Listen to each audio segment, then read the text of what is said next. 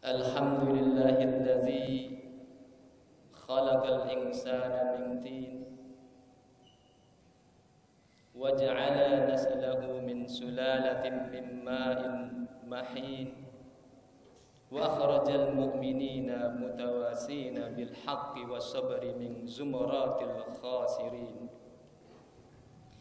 bistisna'ihi iyyahum ba'da an 'amma bil khusrani anwa'al insani alladhi huwa sa'irul adamiyyin wa amara ibadahu alladhina amanu bit ta'awun 'alal birri wat taqwa wa akhbarahum anna akramahum indahu atqakum wa annahu waliyyul muttaqin. وأشهد أن لا إله إلا الله وحده لا شريك له الملك الحق المبين وأشهد أن سيدنا ونبينا محمدا عبده ورسوله الصادق الوعد الأمين اللهم فصل وسلم وبارك على عبدك ورسولك سيدنا محمد وعلى الأنبياء والمرسلين وعلى آله كل وصحبه كل ومن تبعهم بإحسان إلى يوم الدين. أما بعد فيا معاشر المسلمين رحمكم الله اتقوا الله لعلكم تفلحون.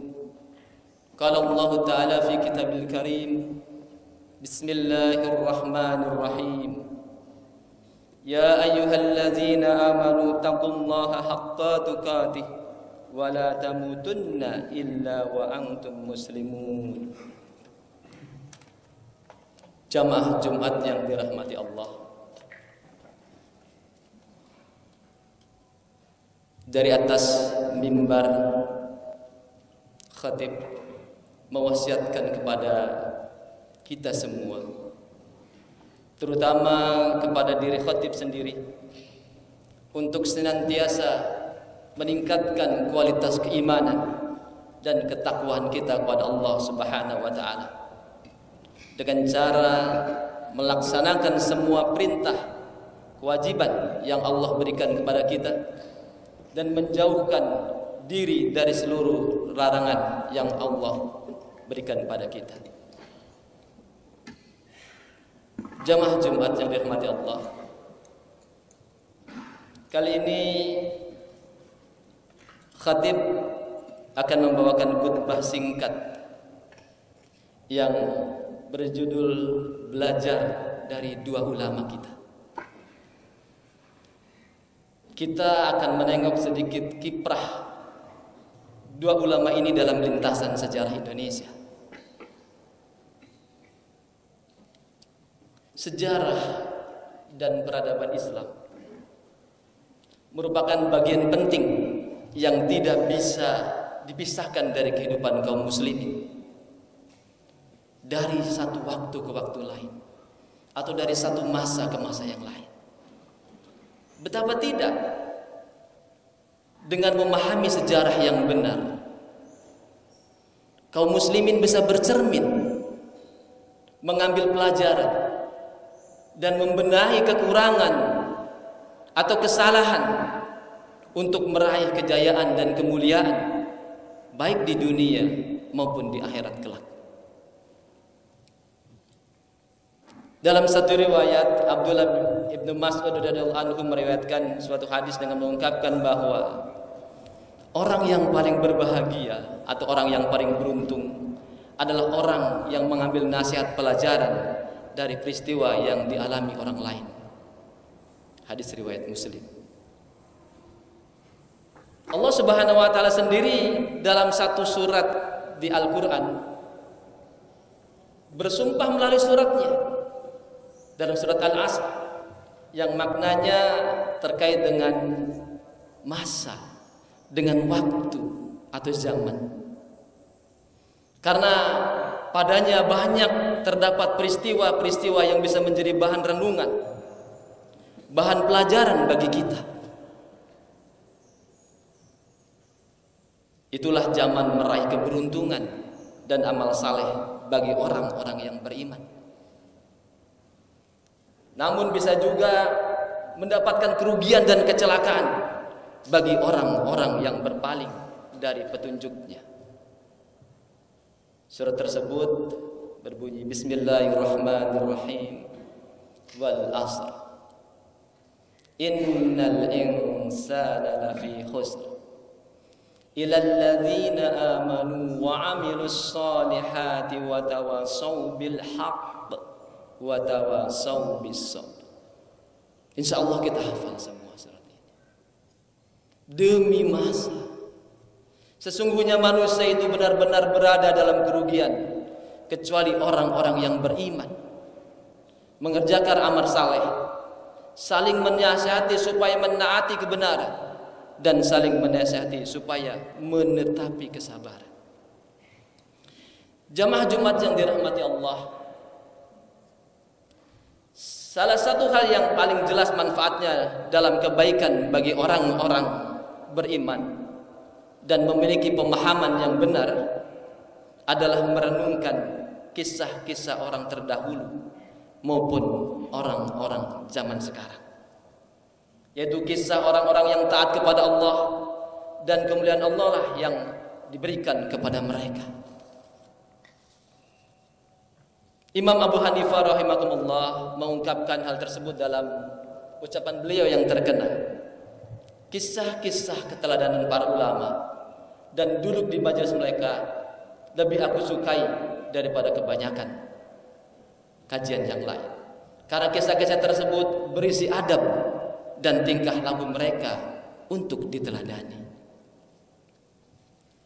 Khatib kali ini mengambil sosok dua ulama besar Indonesia untuk diteladani, yaitu Kiai Haji Ahmad Dahlan dan Kiai Haji Hashim Ash'ari.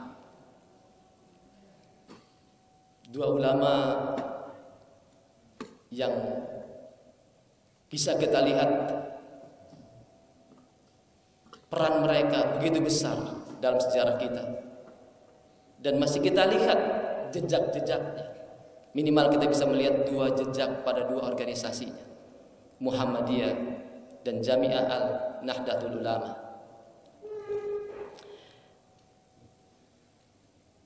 Dua tokoh ini pernah berguru pada guru yang sama. Di antaranya Kiai Haji Saleh Darat, Haji Abdul Karim Amrullah, Syekh Muhammad Jamil Jambek, dan Syekh Ahmad Khatib. Kalau kata orang Jawa, saguru seilmu. Kita awali dari kiprah ulama kita yang pertama. Saya akan mengambil kisah singkat. Kiprah dakwah Kiai Haji Ahmad Dahlan dengan nama kecil Muhammad Darwis berawal dari upayanya berusaha mengembalikan pemikiran umat Islam dari sikap taklid ke pemikiran rasional dalam memahami ajaran Islam. Hal ini dilakukan Kiai Ahmad Dahlan karena kondisi umat Islam saat itu banyak yang TBC, tahayul, bid'ah, dan khurafat. Dan Islam hanya dijadikan kepercayaan hidup masyarakat yang diwariskan dari orang tuanya. Beragam tantangan yang dihadapi Kiai Dahlan hingga pengusiran dan perobohan tajuknya. Ini adalah suatu hal fitrah dalam sebuah dakwah. Bagaimana ketika Rasulullah SAW begitu dihadapinya. Kiprah lain dari Kiai Haji Ahmad Dahlan ini bisa kita lihat dengan keterlibatannya dalam berbagai aktivitas. Mungkin jarang mendengar. Di antaranya dalam Budi Utomo. Beliau menjadi pengurus Budi Utomo cabang Yogyakarta. Dari sinilah beliau berkesempatan mengajar agama Islam bagi siswa-siswa di Quick School, sekolah guru, sekolah yang menghasilkan pendidik yang akan mengajarkan pada generasi berikutnya. Dia ingin menanamkan nilai-nilai keagamaan pada sosok-sosok ini. Sekolah lainnya yang beliau ajar adalah Opleiding School for Inlands Ambtenaren atau OSVIA. Ini sekolah pamong praja. Kalau mungkin sekarang seperti STPDN. Kiai Ahmad Dahlan berpikir jauh. Bagaimana menanamkan nilai-nilai keislaman pada mereka.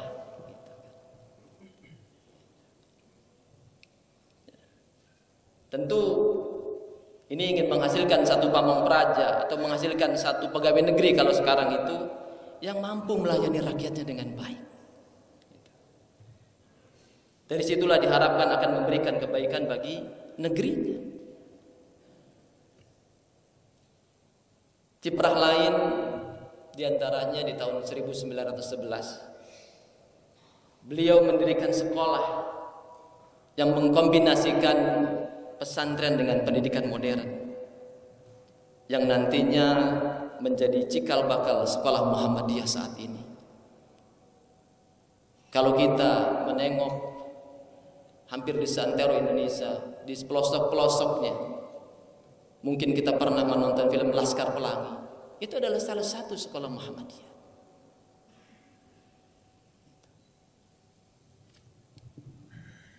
Kemudian pada tahun 1912 Kiai Ahmad Dahlan mendirikan Muhammadiyah untuk mengorganisasi semua aktivitasnya.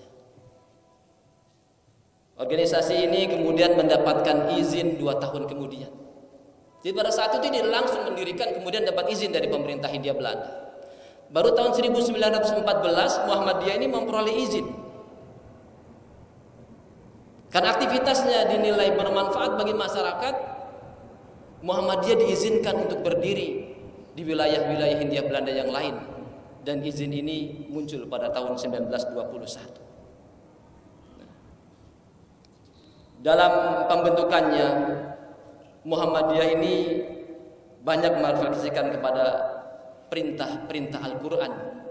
Terutama kalau kita melihat sejarah Muhammadiyah itu, mungkin kita menonton film Sang Pencerah, adalah surat Al-Imran ayat 104 yang artinya, dan hendaklah ada di antara kamu segolongan umat yang menyeru kepada kebajikan, menyuruh kepada yang ma'ruf, dan mencegah dari yang mungkar. Merekalah orang-orang yang beruntung. Ini langsung diimplementasikan oleh Kiai Haji Ahmad Dahlan dalam aktivitas kesehariannya pada saat. Di samping itu, Kiai Haji Ahmad Dahlan juga memiliki perhatian yang tinggi terhadap pergerakan kaum perempuan. Hal ini dibuktikan dengan didirikannya kelompok pengajian Sopo Tresno pada tahun 1914. Dan pada tahun 1917 organisasi ini diubah menjadi Aisyah. Dengan tokoh utamanya Ibu Siti Walidah atau dikenal dengan Nyai Ahmad Dahlan. Selain itu Muhammadiyah juga pada tahun 1920 mendirikan satu organisasi yang namanya Penolong Kesengsaraan Umum atau PKO. Pada saat itu kan umum OMM. PKO ini merupakan gagasan yang luar biasa dari para tokoh Muhammadiyah pada masa itu. Karena dalam kondisi yang terjajah ada secercah harapan dari pribumi yang peduli dengan nasib saudara sebangsanya. Saat ini PKO itu sudah berkembang menjadi organisasi-organisasi kemasyarakatan Muhammadiyah, organisasi-organisasi sosial Muhammadiyah. Ada yang jadi klinik, rumah sakit, rumah yatim, dan sebagainya. Tentunya bukan satu hal yang mudah bagi Dahlan. Banyak hambatan dan tantangan yang dihadapi oleh Kiai Dahlan dalam dakwahnya. Namun dengan kesabaran, ketekunan, beliau mampu membawa Muhammadiyah berkembang. Dan kini Muhammadiyah berkembang menjadi organisasi besar dengan berbagai macam kiprahnya. Sedikit ringkas kisah tentang Kiai Haji Ahmad Dahlan. Bagaimana perjuangannya? Bagaimana kiprah? Jamaah Jumat yang dirahmati Allah. Tokoh yang kedua adalah Kiai Haji Hasyim Asy'ari.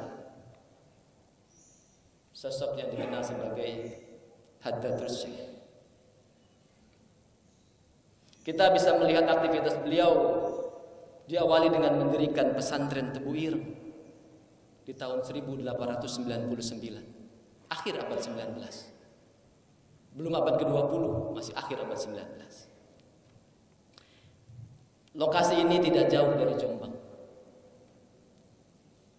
Tebu Ireng dulu terkenal dengan penduduknya yang gemar berjudi, gemar merampok, gemar merampas, gitu, dan lain-lain.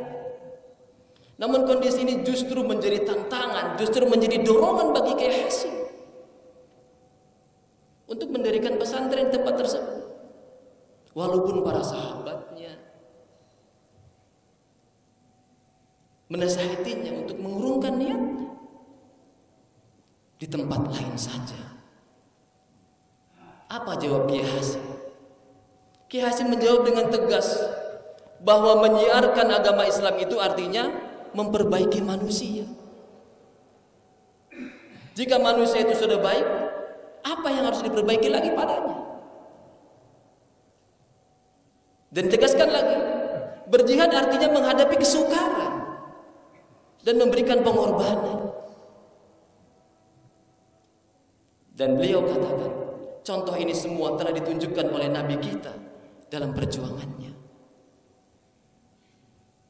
Subhanallah. Mungkin kalau kita cari yang gampang aja mendirikan pesantren sekolah, tapi beliau adalah punya tujuan yang jelas. Pada tahun 1919, di pesantren yang dia pimpin, beliau mengukuhkan satu sistem madrasah baru. Di pesantren Tebu Ireng dengan madrasah Salafiyah Syafi'iyah, dengan kurikulum yang diajarkan selain kurikulum keagamaan, juga ditambahkan dengan kurikulum-kurikulum lain. Di antaranya bahasa Melayu, karena pada saat itu belum ada bahasa Indonesia. Bahasa Melayu sebagai lingua franca, satu pemikiran kan, untuk menyatukan sebagai lingua franca. Matematika, geografi, bahasa Belanda, dan juga sejarah. Satu pemikiran ke depan, karena memang yang dihadapi kondisi pada saat itu.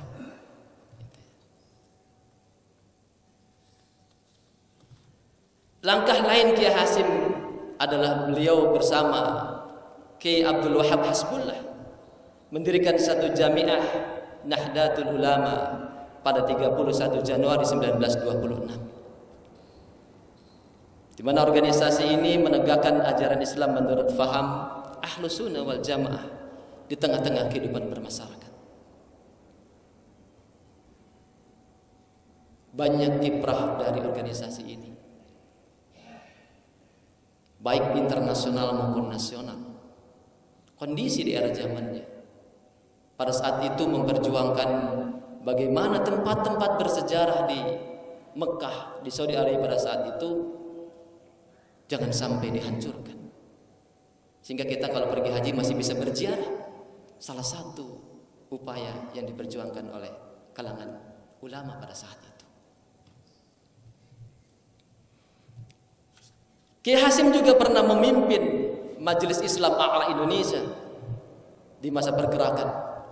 Organisasi ini kemudian pada zaman Jepang diubah menjadi Masyumi, Majelis Syura Muslimin Indonesia. Kedua organisasi tersebut merupakan satu organisasi federasi yang di dalamnya setidaknya ada 13 organisasi bergabung. Bisa kita bayangkan 13 organisasi Islam bergabung dalam satu wadah, dipimpin oleh sosok Kiai Hasyim Asy'ari. Perannya besar. Walaupun beliau pada masa Jepang itu mengeluarkan fatwa haram seikere, tapi dia memanfaatkan penguasa Jepang itu dengan mengirimkan santri-santrinya terlibat dalam peta, tentara peta pembela tanah air, yang kemudian menjadi cikal bakal TNI saat ini, Hizbullah, Sabilillah, laskar-laskar dari santri-santri. Beliau mengirimkan santri-santri. Dan laskar-laskar inilah yang menjadi pendukung resolusi jihad ketika beliau mengeluarkan fatwa jihad di tahun 45. Jadi dalam perang kemerdekaan beliau mengeluarkan satu fatwa. Ketika tentara sekutu kembali lagi ke wilayah kita, ingin merebut kembali Indonesia menjadi wilayah jajahan mereka kembali, Kiai Hasyim menyerukan bahwa sudah terang bagi umat Islam untuk melakukan pembelaan terhadap tanah airnya dari ancaman asing. Makanya pada tanggal 17 September 45, Kiai Hasyim mengeluarkan fatwa jihad yang menyerukan bahwa hukumnya memerangi orang-orang kafir yang merintangi kemerdekaan kita sekarang ini adalah fardu ain bagi tiap-tiap orang Islam. Konteks tahun 45. Ini menggelorakan para laskar, para prajurit. Mereka berperang tanpa berpikir senjata yang mereka miliki apa. Mereka bawa apa yang mereka punya. Mau parang, mau golok, mau pedang, mau bambu runcing, mungkin kalau kita pernah belajar sejarah. Sampai senjata-senjata rampasan. Sedangkan sekutu senjata modern. Bahkan dalam teori perang 10 November Surabaya itu bukan perang, digambarkan sebagai bunuh diri, tapi kenyataannya laskar-laskar itu berhasil menahan kekuatan sekutu. Ruh jihad dari Kiai Hasyim Asy'ari yang disemangatkan seperti itu. Sehingga fatwa kedua, jihad melawan penjajah merupakan jihad fisabilillah. Maka pejuang yang gugur akan mati syahid. Ini. Dan yang ketiga yang perlu kita perhatikan, bangsa sendiri yang berkhianat dan ikut memecah belah wajib hukumnya dibunuh. Karena ini yang paling susah. Kalau musuh kelihatan tapi pengkhianat itu di dalam, ini yang menghancurkan bangsa pada saat itu dan mungkin terjadi pada saat ini. Ini menjadi pelajaran kita untuk kehati-hatian. Dan fatwa Kiai Hasyim ini kemudian ditetapkan menjadi resolusi jihad pada tanggal 21 dan 22 Oktober 45 oleh para ulama sejawat di kantor PBNU Bubutan Surabaya. Dan ini berdampak besar pada perang kemerdekaan 1945. Dari kisah di atas kita bisa melihat peran mereka dalam membangun bangsa. Kiai Dahlan walaupun tidak sempat mengenyam kemerdekaan, namun organisasinya bisa mengisi kemerdekaan Indonesia hingga saat ini dengan kontribusi yang besar. Peran Kiai Hasyim melalui Tebu Irengnya yang merupakan pesantren besar yang menghasilkan ribuan santri yang tersebar di seluruh Indonesia, mendakwakan Islam di seluruh wilayah Indonesia. Dan juga melalui resolusi jihadnya yang membawa kembali kedaulatan negara kesatuan Republik Indonesia yang ingin direbut oleh bangsa asing. Begitu juga dengan Jamiah Nahdlatul Ulama yang terus berkontribusi bagi bangsa kita hingga saat ini. Merekalah di antara ulama-ulama bangsa ini yang berkontribusi besar bagi bangsa dan rakyatnya. Semoga kita bisa mengambil pelajaran dari apa yang dilakukan oleh dua tokoh bangsa ini. Jamaah Jumat yang dirahmati Allah, demikianlah khutbah singkat pada siang hari yang penuh berkah ini. Semoga Allah memberikan barakah pada kita semua. Aqulu qouli hadza wa astaghfirullah li wa lakum fastaghfiruh innahu huwal ghafurur rahim.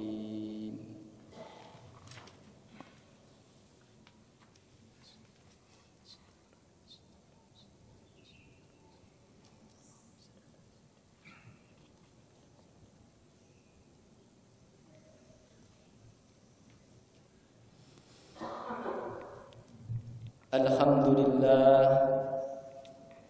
alhamdulillahi ala ihsanihi wa syukru lahu ala taufiqihi wa imtinani, wa ashhadu an la ilaha illallah wahdahu la syarika lah, wa ashhadu anna sayyidina Muhammadan abduhu wa rasuluhu da'i ila ridwanihi. Allahumma salli ala sayyidina Muhammadin wa ala alihi wa ashabihi wa sallimu taslima katsira. Amma ba'du, fa ya ayyuhan nas ittaqullah fima amara wangtahu amma naha wa'lamu anna Allah amarakum bi amri bada'a fihi bi nafsihi wa sana bi malaikatihi bi qudsihi wa qala ta'ala inna Allah wa malaikatahu yusalluna 'alan nabi ya ayyuhallazina amanu sallu 'alaihi wa sallimu taslima. Allahumma salli ala sayyidina Muhammadin sallallahu alaihi wasallam wa ala ali sayyidina Muhammadin wa ala anbiyika wa rusulika wa malaikatihil muqarrabin warallahumma anil khulafa'ir rasidin Abi Bakri wa Umar wa Utsman wa Ali wa an baqiyatis sahabati wat tabi'ina wat tabi'it tabi'in lahum bi ihsani ila yaumiddin. Allahumma anna ma'hum bi rahmatika ya arhamar rahimin.